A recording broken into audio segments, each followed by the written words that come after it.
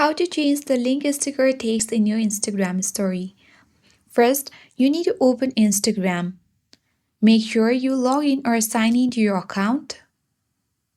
Now navigate to your story at top left corner and you can choose a picture or any video for your story. After that, you simply need to tap on the sticker icon at top right corner of your screen. And now here you need to choose link sticker. So let's search and tap on it. And here you can easily paste the URL or simply let me type in youtube.com. And now here you will see customize sticker text, select that and let me type in here subscribe.